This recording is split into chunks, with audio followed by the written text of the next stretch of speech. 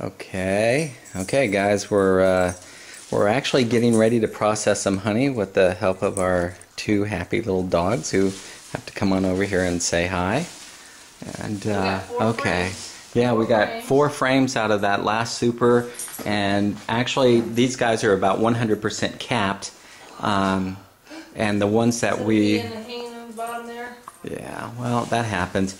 Anyway, these guys are completely capped. And we left the ones that were like 80 and 90% capped. So, wow. It's going to be okay. See, those aren't there. Yeah, but you know what, though? They're still done, basically. So, anyway, these things weigh... Carla, what do you think they weigh? Oh, that's got to be 10 pounds. That's 10 bigger than a bag of potatoes. Okay, and so maybe the super and the thing by itself, or the foundation thing, maybe weighs 2 pounds. So there's at least 8 pounds of wax and honey here. Okay, so Carla is going to take a hot knife, and it's called capping. And so what you do, go down it. Now if you take a look, and you can see the honey just flowing. That's mind-boggling that a bunch of insects can do this, and just, I mean, look at that. That's a pound of honey and wax right there, which you know I'm going to be getting into shortly. So anyway, this is very, very cool stuff. So since we don't have an extractor and some other stuff, what we're going to do is, we're going to let it gravity drain. So you uncap both sides, and there she goes right there. Once again. Yeah, this is not as easy. You know what we need for this one? Yeah, the scratcher? Yeah. Okay. All right, stand by. I'll get right back to you. Stand by, guys. Okay, we're back. This side's not as pronounced, so what Carla's got here, hun, stand that up. I'm losing my knife. Okay. Let's see. No, I want to show everybody the scratcher. Okay. This is a scratcher, and basically you just rake it along, and it decaps all the closed cells. That your knife can't get to. Yeah, that the knife can't get to.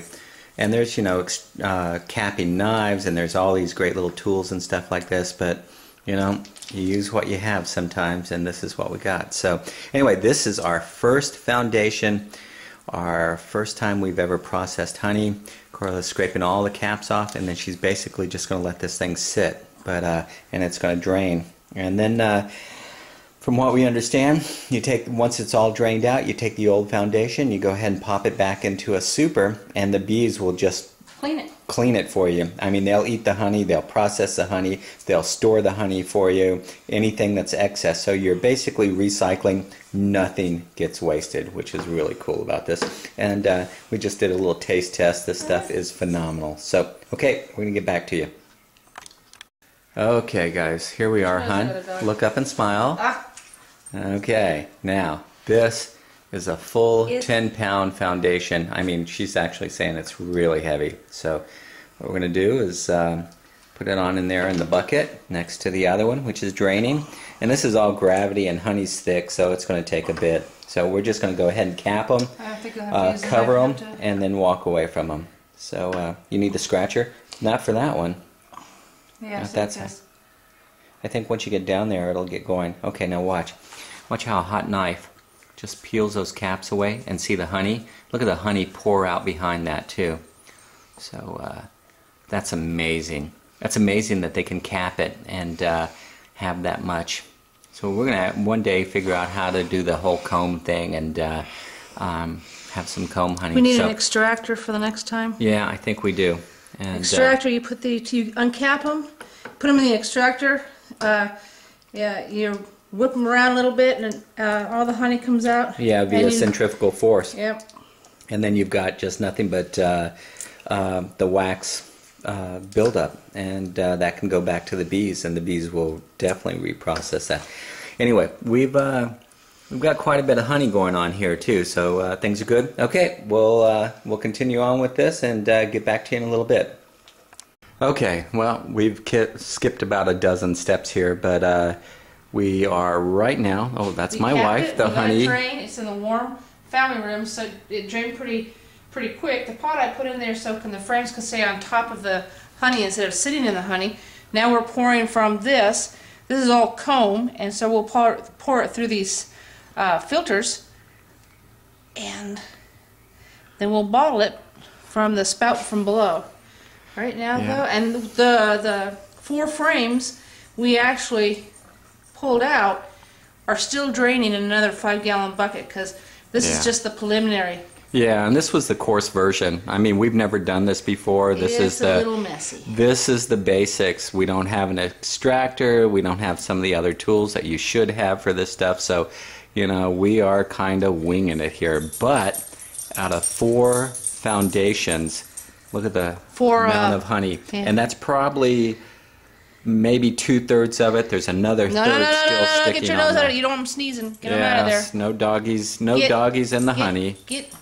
So anyway, we're in the we're documenting. Yep, we're in the filtering process, and basically this is just it's running through a coarse strainer and then a fine strainer, and it's going to take a lot of this comb and stuff. It's all gravity fed. It's going to take a long time. Yeah. No, not you, Dougie. Yep. So anyway, yes, and here are little rodents who can't miss anything.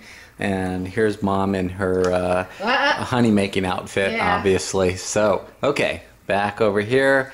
We put the bowl in there to keep the foundations up off of the bottom so the wood wouldn't soak in honey while it drained. And we got to figure this whole thing out. We're going to go ahead and get an extractor. It's a big investment. But you know what? If you're going to do honey, and this is just from 4 foundations. And what you can't see, here, move that bowl a little bit, hon. Okay, and there's the rest of it, and then there's the big pile in there, and the whole thing's draining. And so we're going to have several pounds easily of honey from 4 foundations. Each of those supers have 10 in it, and those bees are just in overdrive right now because the flow's going on. It's June the 27th, a few days after equinox, which is the longest day. And anyway, we're doing good, and we'll document some of this later on, see how it comes out. So we're off.